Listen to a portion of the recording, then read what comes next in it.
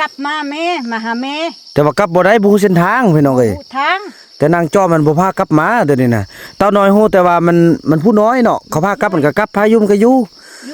แต่ยงนี่ฮู้ความทุกข์ความยากแล้วพี่น้องเอ้ยถือว่าเขานี่กับบ่มีเด้พี่น้องเอ้ยบัดนี้เขาพากินมัน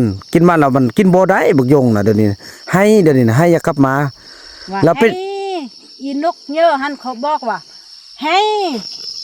แม่ว่าคล้องหาแม่ว่าจิกลับมือบ้านว่าอีจอมหันว่าบ่ฮือเมื่ออยู่น้ำเอื้อยนี่ตีบาวาดบาวาดพาไปตอนนั้นตะกี้น่ะบาวาดพาไปน่ะบาวาดกับอันบาเอ็กถ้าเอาไปหันตะกายเขาก็มานี่ว่าชอดบนเครื่องนอกบ่ฮู้แล้วมันจื้อหน่อยจอมอ่ะเนาะจื้อจอมตัว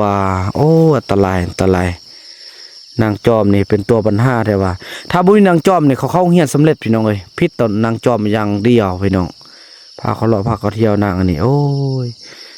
ขอบใจ FC ผู้มีน้ำใจแบ่งปันเหมือนฟ้าบันดาลให้สร้างรายการนี้มาสวยเหลือคนทุกข์คนจนหรือคนด้อยกว่าด้วยแห่งศรัทธาบุญนำพาได้มาร่วมทาง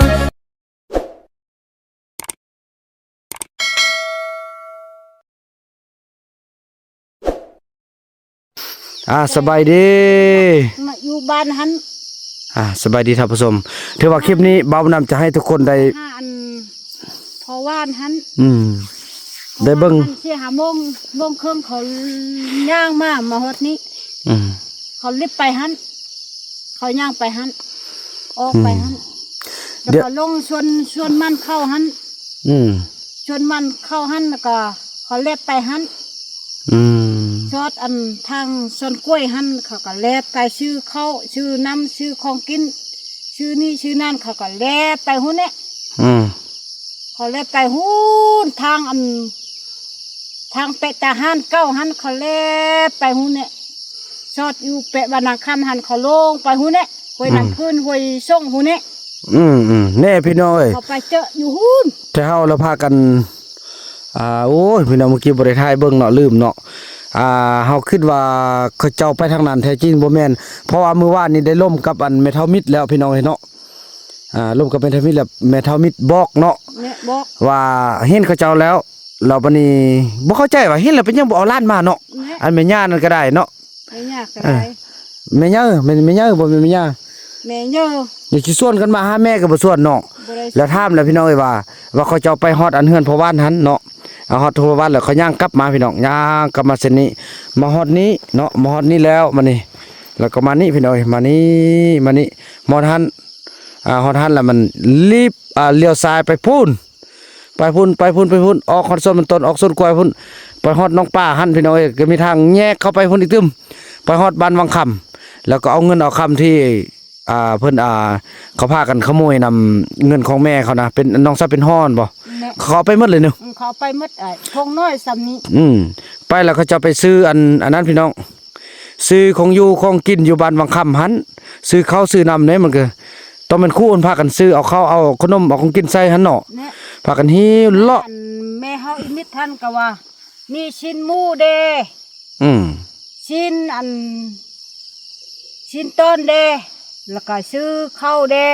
แตงว่าเดมักเพชรเดเกลือเดมีดเดเชื่อมเดหุ่นเนี่ยย่างชอดอยู่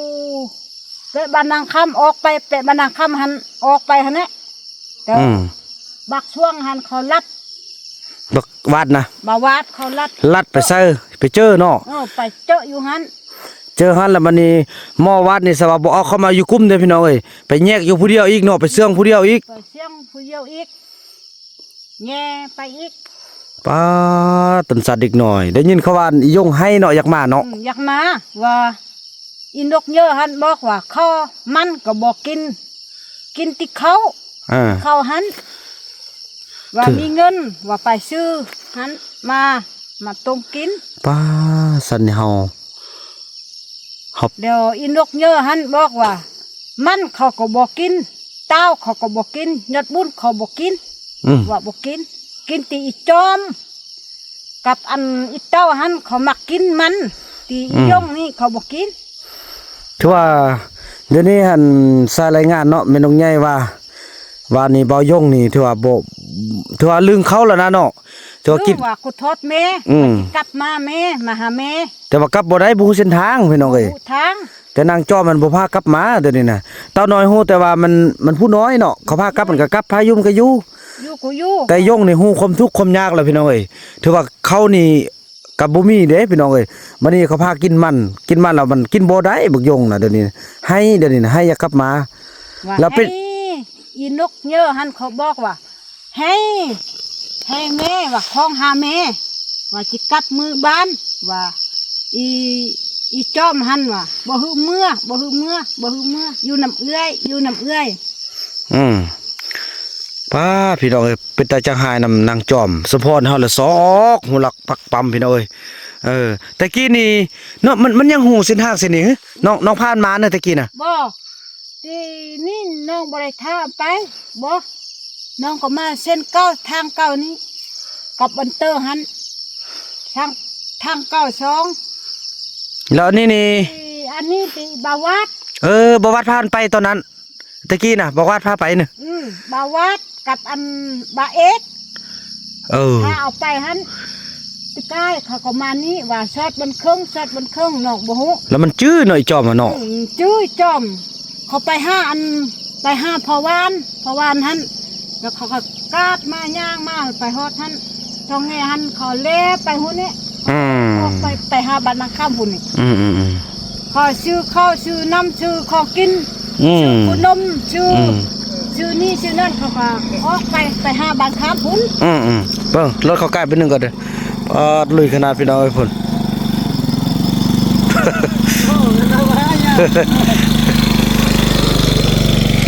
โอ้พี่น้องฮู้ล่ะแล้วตัวนี้อันเด้ออันที่ว่าเฮาบ่เข้าใจน่ะเขาเห็นแล้วเขายังบ่ชวนมาเนาะ เขาเห็นเขาบ่ชวนมา พอบุญไทยก็เห็นเบานู่นก็เห็น บักคูนก็เห็น บักคูนแท้ฮู้ว่ามันไปซอกซื้อเบิ่งบ่อนอยู่ซื่อๆว่าเห็นว่ามีหรือบ่มีแต่มันก็หนี่มาก็ย้อนว่าเบาน้ำมันไปซอกว่ามันอยู่ไสแล้วมันนี่บักคูเอาบักนู่นกับพ่อบุญไทยเนี่ยแม่นกใหญ่เนี่ยยังบ่ชวนมาแม่มิดเนี่ยยังบ่ชวนมาโอ้หรือว่าบักวาดนี่มันสินั่นบ่ฮึบักวาดมันสิหายมันสิคุมเอาบ่ฮึ จ้า แล้วได้ยินเขาว่าเดี๋ยวนี้หันสิเอา2คนเลยได้เนาะเอาเป็นเมียเนาะแม่นบ่น้องได้ยินบ่เมื่อวานเขาว่าน่ะ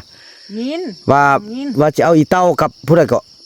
อีจอม ไอ้เต้าอีจอมเราพอมันให้ว่าคันสิไปเอาเราเอาแต่บักยงหันมาอีเต้ากับอีจอมหันเอาไว้ให้มันบ่ต้องเอามาบ่ต้องกวนมันสิหายสินะแสดงว่าบอกว่านี่ต้องคุมต้องหายอยู่ในป่าเนาะ นี่เขาตั้งหายตั้งคุมตัวอยู่เป้า ไป อีย่องหันว่าจิกลับมาว่ากูทอดแม่จิกลับมาไปมื้อวานนี้มันฝนตก จะเอาไปก็ไปบ่ได้ฝนตกพี่น้องเอ้ยโอ้ทางเส้นนี้แล้วมันบักวาดมันบ่พาเข้ามาน่ะตะกี้น่ะ ตะกี้ โอ้ เขามา แสดงว่านี่อีจอมเนี่ยมันตั้งใจไปหาบักวาดได้นี่น่ะเนาะ แม่ มันฮู้แล้วบัดนี้เด้อ แม่นฮู้แล้ว มันฮู้ไปนี่ไปหาบักวาดต้องอยู่พุ่นแล้วบัดนี้บักวาดนี่ต้องกลับขึ้นไปหากับครอบเขตที่เขาอยู่นํกัน เขาก็อยู่นำกันหุ้น พี่น้องกระจังแจงกันเลยพี่น้องคลิปนี้เนาะก็ถือว่าโอ้อันตรายนางจอมนี่เป็นตัวปัญหาแท้ว่า ถ้าบุญนางจอมนี่เขาเข้าเฮียนสำเร็จพี่น้องเอ้ยพิษต่อนางจอมอย่างเดียวพี่น้องพาเขาเลาะพาเขาเที่ยวนางอันนี้โอ้ย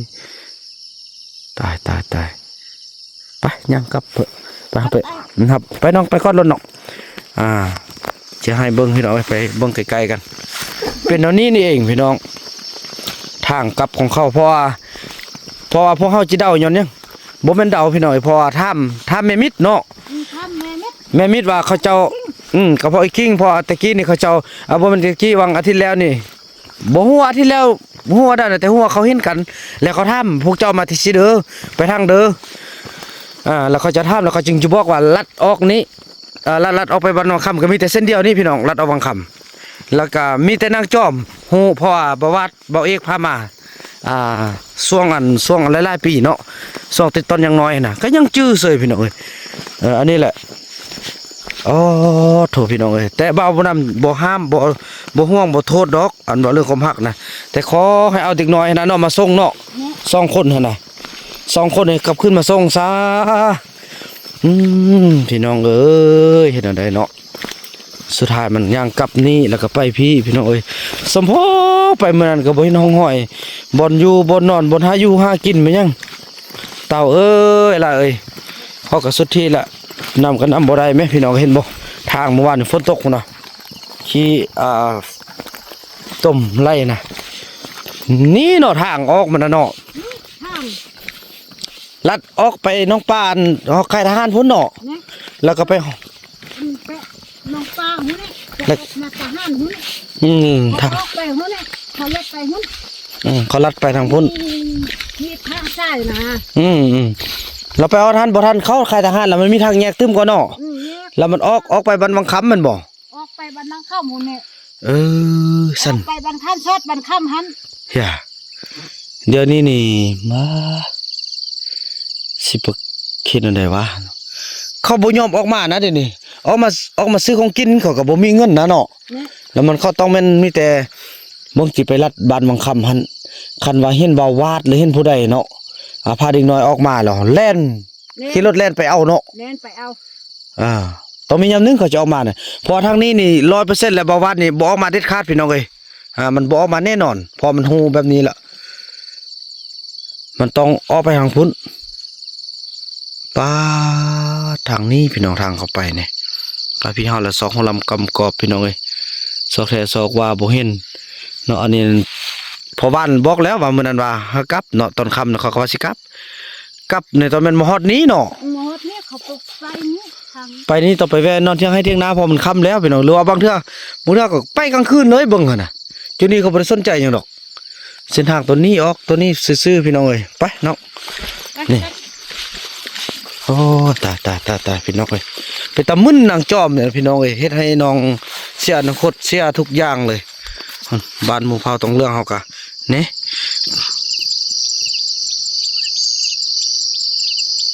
นี่